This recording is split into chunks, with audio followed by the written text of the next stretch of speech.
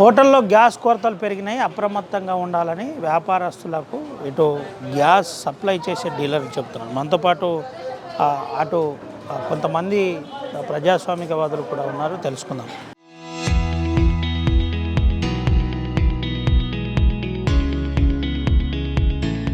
అన్న, ఎట్లా చూడవచ్చు గ్యాస్ కొరత స్టార్ట్ అయిందని చెప్తున్నారు? గ్యాస్ కొరత అనేది ఏం లేదు, కానీ పొదుపు అనేది చేయాలని వాళ్ళ ప్రభుత్వం చెప్తా ఉన్నది. వాళ్ళ సిలిండర్లు మేము ఇవ్వమని ఎక్కడ చేతులు ఎత్తలే. ఇవాళ ప్రజలకు మాత్రము సిలిండర్ 25 రోజులకు ఒకసారి బుకింగ్ చేస్తామని చెప్పిండ్రు. అది ఖచ్చితంగా అంతకుముందు ఎప్పుడంటే అప్పుడు వస్తుండే, కానీ విచ్చలవిడిగా సిలిండర్లు ఇవ్వడం వల్ల కూడా పొదుపు అనేది లేకుండా ఇష్టం వచ్చినట్టు వాడి యుద్ధం భవిష్యత్తులో ఇంకా పెరిగితే తీవ్రమైతే చాలా కష్టమవుతుంది. కాబట్టి ప్రజలు పొదుపుకు అలవాటు పడాలి, కొంచెం కంట్రోల్లో వాడాలనే ఆలోచనతో ఇవాళ ప్రభుత్వము ఆ విధంగా చర్యలు తీసుకుని ప్రజలను ప్రిపేర్ చేస్తుంది. రేపు భవిష్యత్తులో గ్యాస్ పూర్తిగా కొరత వస్తే ఎట్లా అనే దాని విషయంలో ప్రభుత్వం ఎందుకు ఈ కొరత స్టార్ట్ అయింది?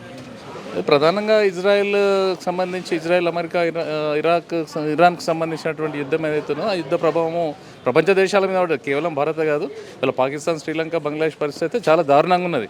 వల్ల ఈ దేశంకు మంచి లీడర్షిప్ ఉన్నది కాబట్టి మనం మనగలుగుతున్నాము. ఇవాళ ఇప్పటికీ గ్యాస్ మనకు అందుతూ ఉన్నది. పెట్రోల్ ధరలు పెంచకుండా కూడా ఇంకా ఇప్పటికీ కంటిన్యూ అవుతున్నది. అంటే ఈ దేశానికి లీడర్షిప్ ఇస్తున్న నరేంద్ర మోడీ వారి గొప్పగా దౌత్య నీతి అని కూడా మనం చెప్పుకోవచ్చు.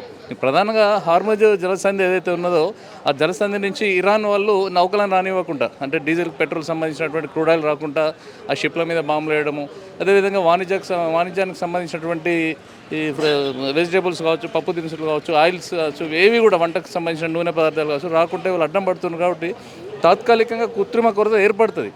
కృత్రిమ కొరత అక్కడ ప్రపంచ దేశాల నుంచి వస్తున్నటువంటి ఒత్తిడి ద్వారా వస్తున్నటువంటి సందర్భంలో దాన్ని అడ్వాంటేజ్గా తీసుకొని ఇక్కడ ఉన్నటువంటి స్థానిక వ్యాపారస్తులు కొంతవరకు దీన్ని బ్లాక్ మార్కెటింగ్ చేసి, అయ్యో అక్కడ యుద్ధం అవుతుంది కాబట్టి మాకు నూనె లేదు, యుద్ధం అవుతుంది కాబట్టి గ్యాస్ లేదు, ఒక 500 ఎక్కువ ఇవ్వండి, గ్యాస్ దొరకదు ఇక ధనాన్ని వచ్చి తీసుకోపోయిన అనేటువంటి పరిస్థితులు వాళ్ళ ప్రజలలో ఒక ఆందోళనను క్రియేట్ చేసి ప్రజల దగ్గర దోపిడీ చేయాలని ఒక ఆలోచన కొంతమంది ఈ దళారులు చేస్తున్నటువంటి ప్రక్రియ. కాబట్టి ప్రభుత్వం కూడా, కేంద్ర ప్రభుత్వం క్లియర్గా చెప్తుంది, దళారులు చెప్పే మాటలు నమ్మకండి, కేంద్ర ప్రభుత్వం ఏ విధమైనటువంటి సూచనలు ఇస్తుందో దానికి అనుగుణంగా పాటించండి అని చెప్తుంది.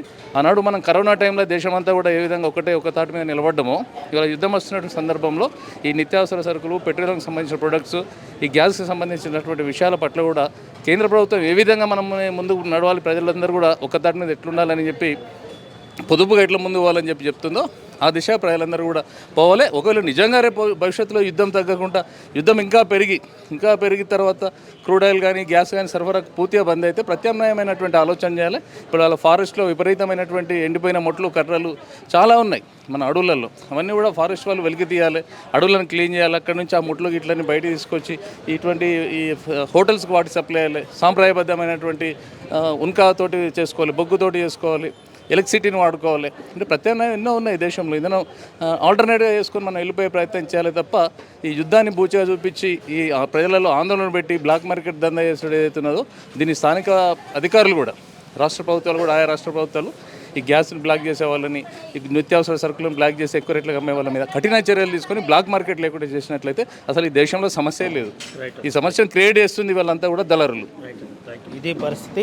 ఈ సమస్యను క్రియేట్ చేసేది అంతా దళారులు అని చెబుతున్న పరిస్థితి. అసలు అధికారుల మానిటరింగ్ జరగాలి, ప్రభుత్వాలు కూడా పర్ఫెక్ట్గా మానిటరింగ్ చేస్తే అసలు ఈ ఇబ్బంది ఉండదు. యుద్ధ ప్రభావం ఇటువంటి అంశాలపై పడే అవకాశం ఉంది. కాబట్టి ముందస్తు జాగ్రత్తగా ఇదంతా కేంద్ర రాష్ట్ర ప్రభుత్వాలు చేస్తున్న పనులుగా, ముఖ్యంగా కేంద్ర ప్రభుత్వం చేస్తున్న పనిగా మనం చూడాలి. ముఖ్యంగా దళారులను ఎట్టి పరిస్థితుల్లో నమ్మొద్దని చెప్తున్న పరిస్థితి కనబడుతుంది.